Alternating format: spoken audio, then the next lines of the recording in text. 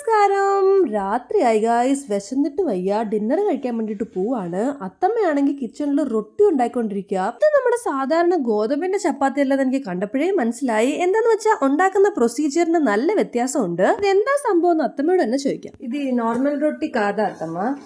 జొన్న రొట్టె కూడలా? జొన్న రొట్టి ఏం డిఫరెన్స్ నార్మల్ రొట్టి నుంచి? జొన్నలతోని జొన్న రొట్టె చేస్తారు.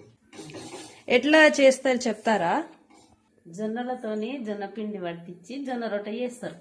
ജൊന്ന റൊട്ടി അതായത് നമ്മുടെ ജോവറിന്റെ റൊട്ടി, ചോളം എന്ന് പറയത്തില്ലേ, അതാണ് സംഭవం. తెలంగాణలో ఇవి జొన్న రొట్టెలు తింటారు. అందరూ కామన్ గా ఇట్లా జొన్న రొట్టి తింటారా ఇక్కడ తెలంగాణలో?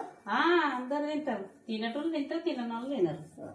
ഒരുപാട് ബെനിഫിറ്റ്സ് ഉള്ളൊരു മില്ലറ്റ് കാറ്റഗറിയാണ് ജോവർ. ഇതുകൊണ്ട് ഒരുപാട് തരത്തിലുള്ള പലഹാരങ്ങളും ഫുഡ് ഐറ്റംസും ഒക്കെ ഇവിടുത്തെ ആൾക്കാർ ഉണ്ടാക്കി കഴിക്കാറുണ്ട്. നമ്മുടെ വീട്ടിൽ അത്തമ്മ എന്നും ജോവർ റൊട്ടി ഉണ്ടാക്കും. മാമയ്ക്ക് വേണ്ടിയിട്ടാണ് സ്പെഷ്യലായിട്ട് ഉണ്ടാക്കുന്നത്. ഡയബറ്റിക്സ് പേഷ്യൻസിന് പറ്റിയ ആഹാരമാണ്. ഷുഗർ ലെവൽ കൺട്രോൾ ചെയ്യാനും റിച്ച് ഇൻ ഫൈബറും ആയതുകൊണ്ടാണ്. പക്ഷെ നമ്മൾ വിചാരിക്കുന്ന പോലെ അത്ര ഈസി അല്ല ഇതിന്റെ പ്രിപ്പറേഷൻ. ചപ്പാത്തി പലകയൊന്നുമില്ല, കൈയും കൊണ്ടിങ്ങനെ അടിച്ചടിച്ച് വേണം പരത്താനായിട്ട്. എല്ലാരെ കൊണ്ടൊന്നും ഇത് ചെയ്യാൻ പറ്റത്തില്ലെന്ന് അത്തമ്മ പറഞ്ഞ്. അത്തമ്മ പണ്ട് കല്യാണം കഴിച്ചു വന്നപ്പോൾ പുള്ളിക്കാരിയുടെ അത്തമ്മ ജൊന്നറൊട്ടി ഉണ്ടാക്കായിരുന്നു. അന്ന് നമ്മുടെ അത്തമ്മ പാവം ചെറിയ കുട്ടിയല്ലേ, ഇതൊന്നും ഉണ്ടാക്കാൻ അറിയത്തില്ല.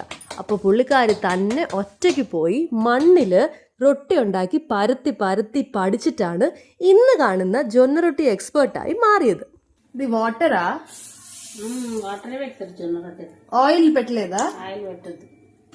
അതാണ് ഗൈസ് മറ്റൊരു ഡിഫറൻസ്. എണ്ണ ഒഴിക്കുന്നതിന് പകരം വെള്ളം ഒഴിച്ചിട്ടാണ് റൊട്ടി സോഫ്റ്റ് ആക്കുന്നത്. എന്തായാലും നമ്മുടെ ഇന്നത്തെ ഹെൽത്തി ഡിന്നർ തയ്യാർ. ജോവർ റൊട്ടി കഴിക്കട്ടെ. See you.